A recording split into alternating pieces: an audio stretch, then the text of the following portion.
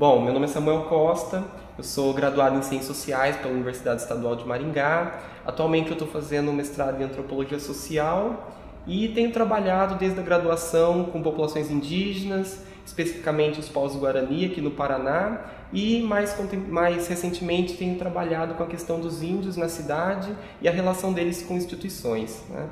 E é sobre isso que eu vou falar aqui nessa palestra. Eu queria agradecer ao Museu da Família pelo convite, especialmente ao H.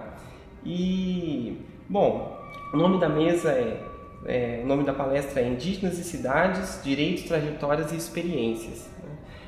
São temas bem amplos, né? Direitos, trajetórias, experiências, dá para falar sobre muita coisa relacionado a isso, né? Mas eu vou falar a partir um pouco da minha experiência, a partir da minha pesquisa antropológica, né?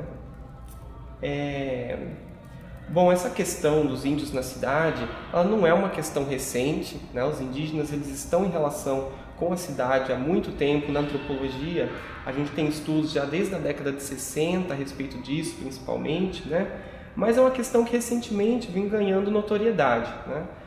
No último censo do IBGE, por exemplo, a gente teve aí alguns dados que chamaram a atenção dos especialistas com relação a isso, né?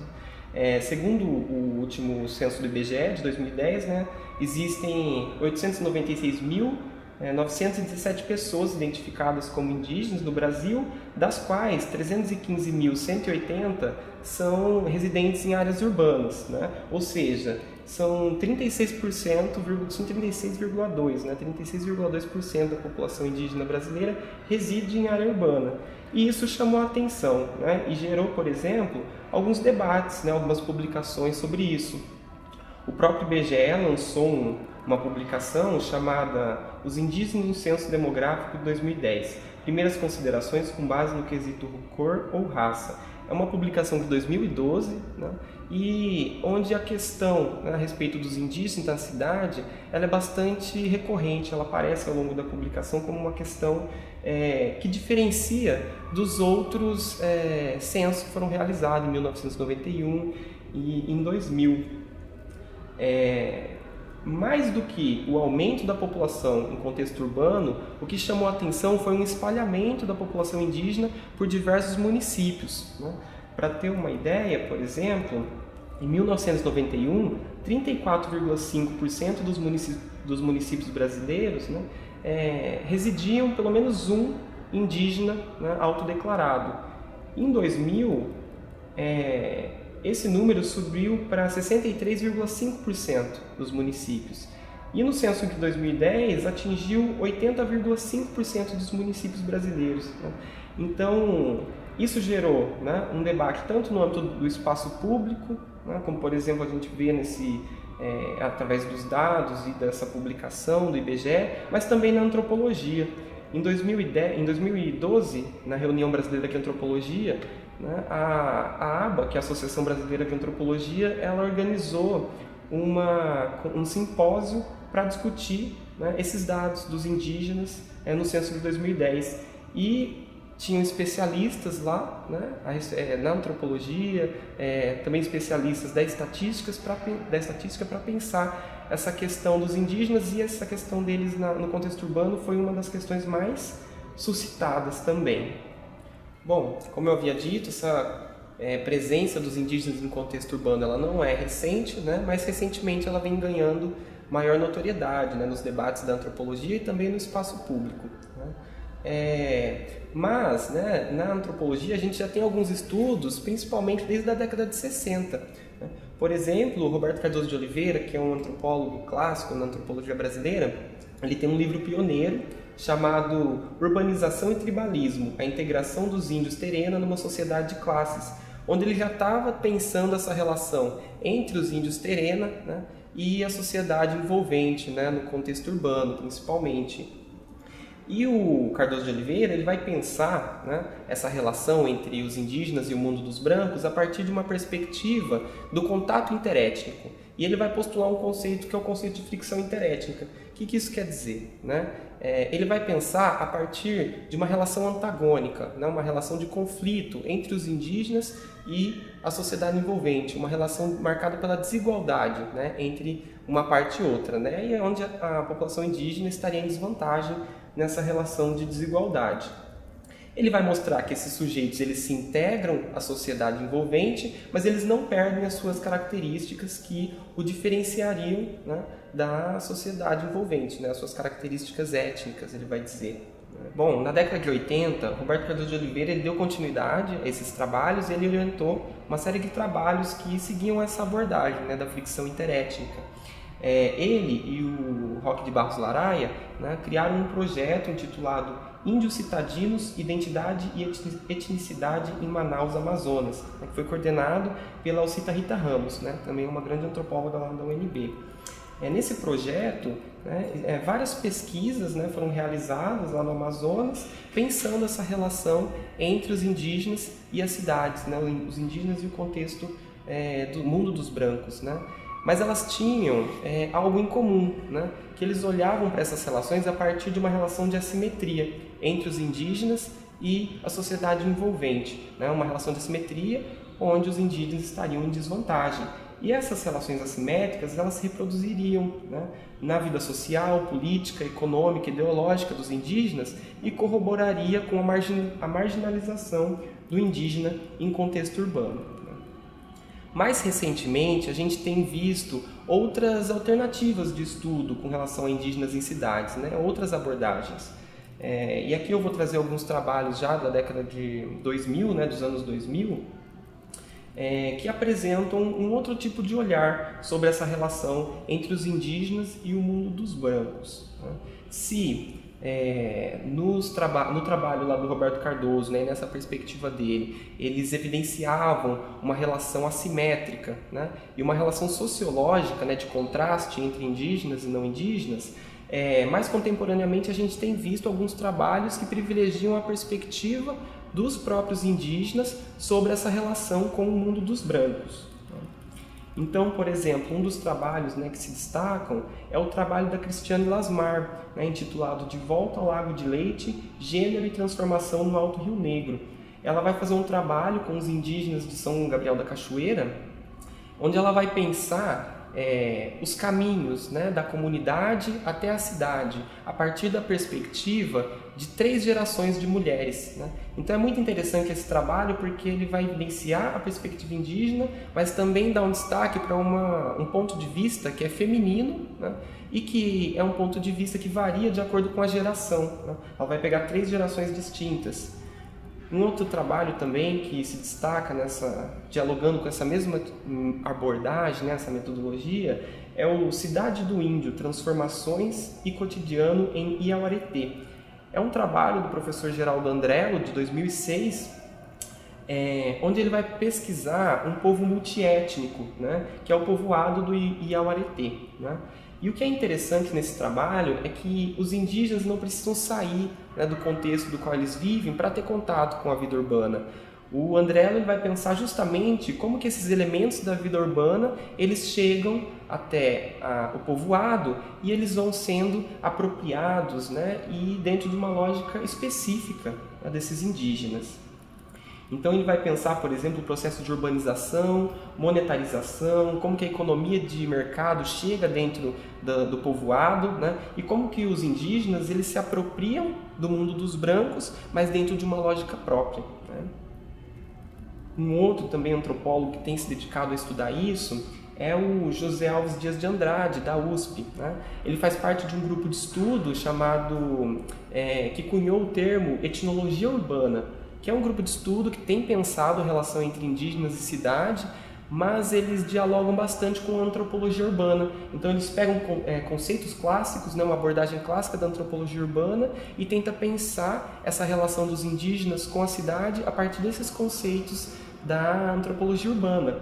Então, o Andrade, por exemplo, ele vai dialogar com 2 conceitos centrais no trabalho dele, que é o conceito, a ideia, né, de indigenização da modernidade, que é uma ideia do Marshall Sahlins, um antropólogo norte-americano, e a ideia de circuito, que é uma ideia da antropologia urbana proposta pelo Magnani, né, que é um antropólogo da USP.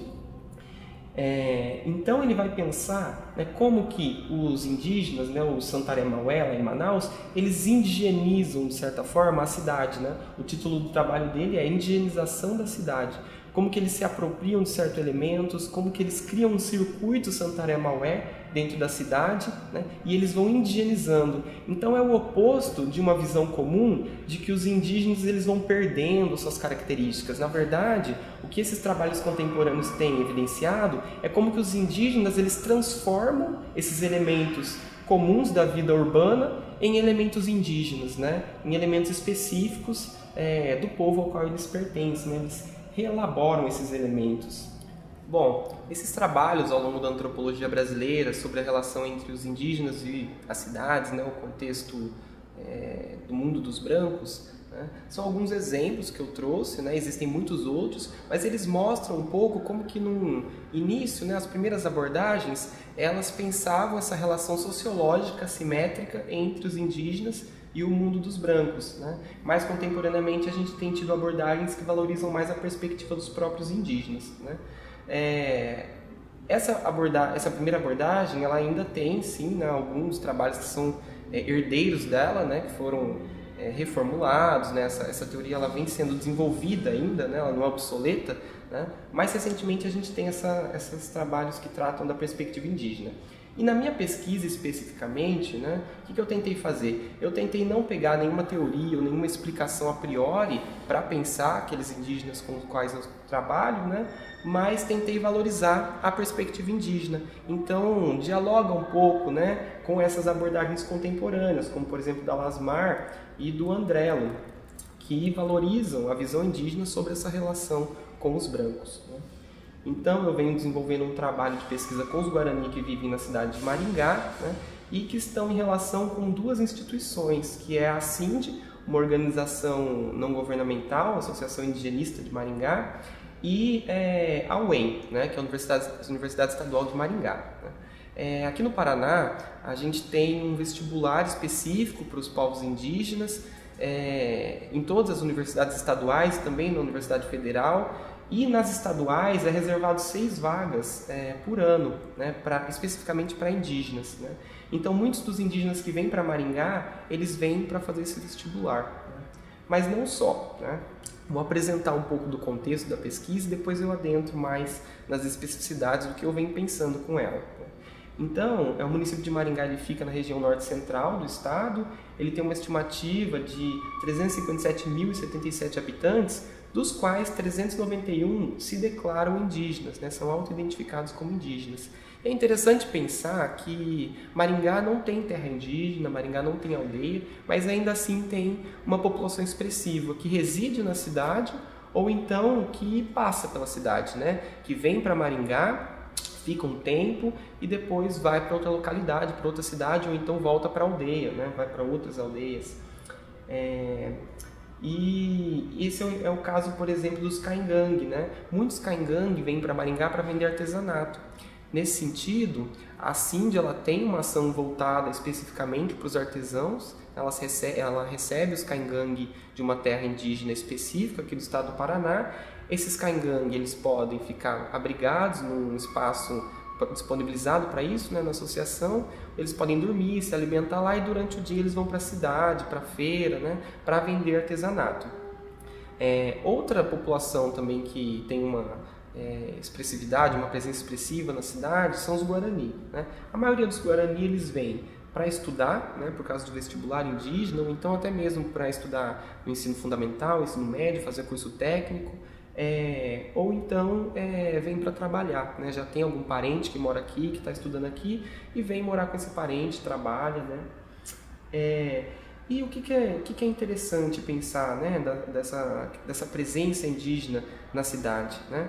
É a questão do direito, né, do índio à cidade. Porque existe um certo imaginário, né, aqui em Maringá isso é notável, de que Maringá não tem índio, né? Ou então de que quando vêm indígenas para a cidade, esses indígenas não pertencem a esse lugar, né? Eles estão vindo para cá, mas como se aqui não lhes fossem de direito, né? E essa é uma ideia bastante equivocada, porque se a gente parar para pensar, né, Maringá é uma cidade muito nova. Maringá tem 68 anos, né? E antes, né, da fundação da cidade, antes dos pioneiros chegarem aqui, já haviam povos indígenas vivendo aqui no norte paranaense. Tem um trabalho, né, muito interessante do professor Lúcio Mota, onde ele vai mostrar como que a historiografia oficial, né, aqui do norte do Paraná, ela excluiu o índio, né, dos registros oficiais.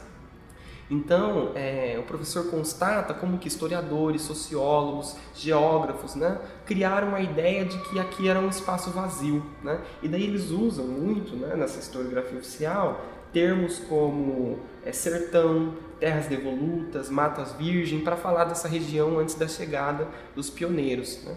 Mas daí alguns pesquisadores, e o professor Lúcio Mota é um deles, vai mostrar, né, a partir de relatos etnográficos, né, de bibliografia etnológica, de relatos de viagem, né, a partir de estudos arqueológicos, que os indígenas eles estavam presentes aqui nessa região desde o século XVII, do século XVIII, né, no século XIX, no século XX, e que eles continuam presentes agora no século XXI, como a gente pode ver, né, no caso dos estudantes indígenas, como a gente pode ver no caso dos Caingangue que vêm vender artesanato na cidade. Então, a presença desses sujeitos aqui na cidade é uma presença legítima, né? E a administração pública ela tem o dever de pensar quais são as demandas dessa população aqui em contexto urbano, né? Acontece também muito com os Caingangue que vêm vender artesanato, né? Da população ter uma visão de que eles estão ali vendendo, de que eles estão andando com suas crianças na rua, da população ter a percepção de que eles estão numa situação de mendicância, né? O que também não é verdade, né? E daí é uma questão importante ao se pensar uma política pública. É preciso entender a lógica de mundo daqueles sujeitos. Por quê? Né? Por que os indígenas Caingangue eles sempre estão carregando seus filhos, né, na cidade, né, quando vão vender o artesanato? Né? A gente ouve muito nos debates que a Cindy promove junto com o poder público, com os Caingangue, né, os Caingangue dizendo que quem deixa, né, criança, quem deixa os filhos para outras pessoas cuidarem é branco, né?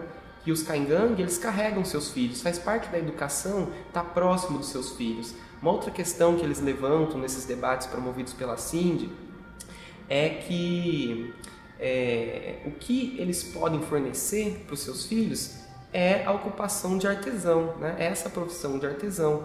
E ser artesão não é apenas fazer o artesanato, mas é também saber vender o artesanato. Então a criança estar na rua, né, vendendo artesanato, estar ali com o seu pai, com a sua mãe, é também uma forma dela estar aprendendo uma profissão. Então faz parte de uma concepção de educação que é Caingangue, né? Então isso é relevante para a gente pensar na hora de formulação de uma política pública, porque é preciso se atentar às especificidades de um povo para criar uma política pública adequada. O que o poder público maringaense pode fazer para recepcionar esses sujeitos e fornecer segurança, né? Respeitando, né, esse direito da mãe estar com o filho na rua, né? Respeitando essa questão que é cultural, que tem a ver com a visão de mundo dos Caingangue, né? E como então formular uma política pública para uma outra população que é a população Guarani, que está numa situação diferente dos Caingangue artesãos, né, aqui em Maringá. A maioria dos Guarani são estudantes, né, então eles precisam de um lugar para ficar, para morar durante a sua graduação. A Cindy, né, a ONG, ela disponibiliza 5 casas para os estudantes indígenas, né, seja o Caingangue ou o Guarani, né, mas não é o suficiente, né? A estrutura física da ONG não consegue atender todos os estudantes indígenas. Então muitos acabam tendo que pagar aluguel, né, em outras áreas da cidade, né, nos bairros afastados da cidade, né? Então, ao pensar políticas públicas, é preciso se atentar às especificidades desses povos, né? Então, existe uma diversidade entre os povos indígenas, não existe um índio genérico, né? Nem mesmo existe o Caingangue genérico ou o Guarani genérico, como eu tenho percebido no meu trabalho junto com os Guarani. Bom, como eu falei, né, eu faço a pesquisa com os Guarani aqui em Maringá, e o que eu tenho percebido, assim, as primeiras reflexões que eu tenho feito a partir desse trabalho que ainda está em processo, né, é que existem múltiplas experiências, múltiplas trajetórias, né, desses sujeitos Guarani, né, até chegar em Maringá e aqui em Maringá também, né? Por isso que eu estava falando, não dá para falar de um índio genérico, né, e até mesmo entre o mesmo povo indígena, apesar de ter, né, as continuidades, existe também uma diversidade, né? Então eu tenho percebido que o que impulsiona os Guarani vir para Maringá são vários fatores, né? Muitos deles estão relacionados com experiências pessoais que eles têm lá nas aldeias ainda ou em outras cidades que eles já viveram, né? Então, por exemplo, experiências de dificuldade na aldeia, né? Hoje em dia eles relatam muito que nas aldeias onde eles vivem não existe mais as condições para viver da caça, para viver da agricultura, da pesca. Então eles têm a necessidade de saírem das aldeias para trabalharem. Chega nas cidades ao redor, que são cidades pequenas, né? Muitas vezes não encontram emprego, né?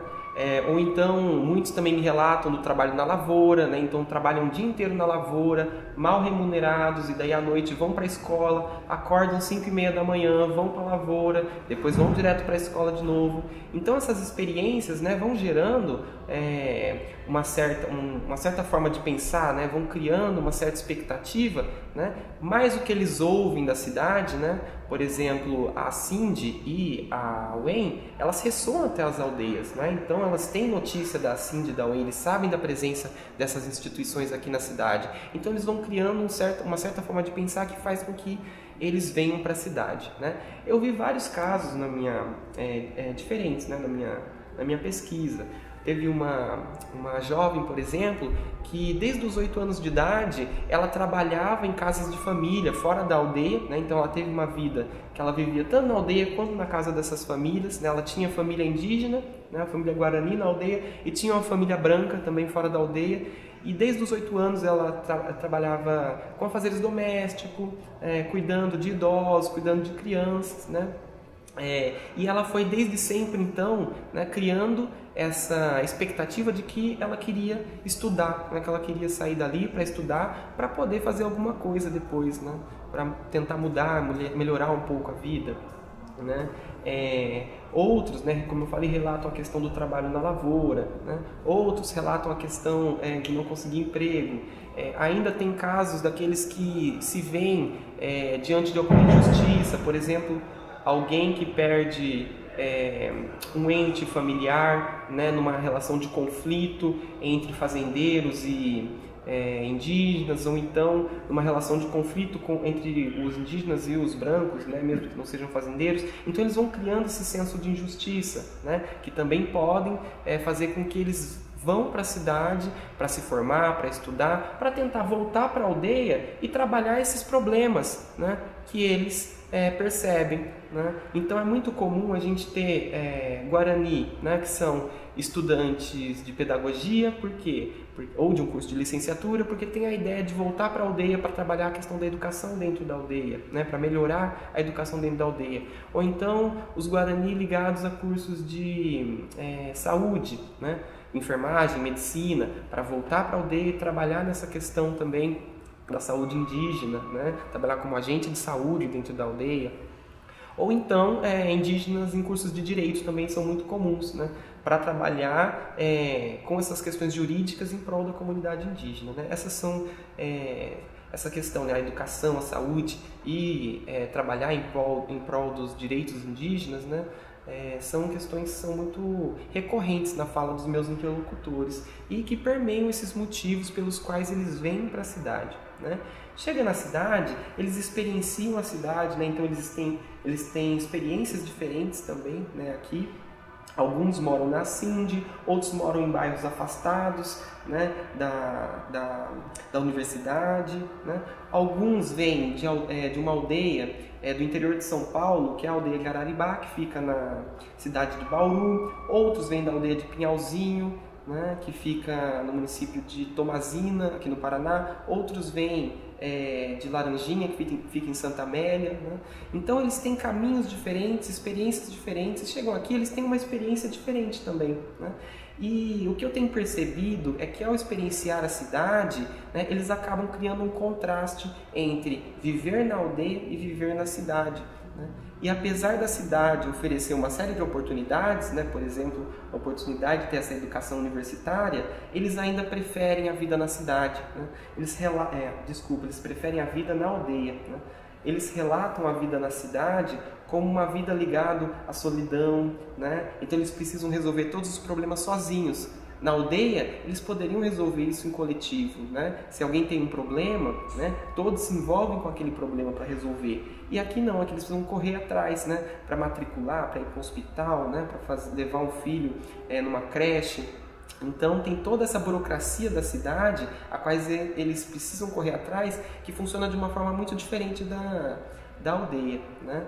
Então é recorrente também na fala deles, na percepção deles, uma experiência que cria esse contraste entre a vida na aldeia e a vida aqui na cidade, né? E chegando aqui, né, essa expectativa, né, de trabalhar em prol da comunidade, ela vai se reforçando, né? Então esse pensamento guarani de voltar, né, de olhar uma aldeia, né, expectativas de voltar para a aldeia, elas vão se reforçando, né, estando na cidade. Então, assim, eu tenho pensado no meu trabalho um pouco isso, um pouco como o pensamento guarani, ele vem se construindo e ele está sempre em fluxo, né? Ele está sempre variando, construindo a partir de experiências diferentes. E o que eu tenho constatado aqui em Maringá, né, é esse olhar, né, primeiro das aldeias para a cidade, né, essa vontade de ir para a cidade, de buscar algo na cidade, né, os motivos, né, lá da aldeia também que impulsionam essa ida para a cidade. Chegam na cidade, eles têm uma experiência, né, que diferencia a aldeia e a cidade, eles preferem a vida na aldeia e aqui eles reforçam esse olhar voltado para a aldeia, né? Essa vontade de voltar para a aldeia para trabalhar com a educação, para trabalhar com questões fundiárias, para trabalhar com a saúde indígena. Então é um pouco isso que eu tenho pensado, são reflexões ainda em construção, né? Eu tenho que trabalhar mais isso, vou trabalhar, né, ao longo do próximo ano. E é isso, eu queria agradecer a oportunidade de estar aqui falando, agradecer mais uma vez ao Museu da Família, ao convite e obrigado.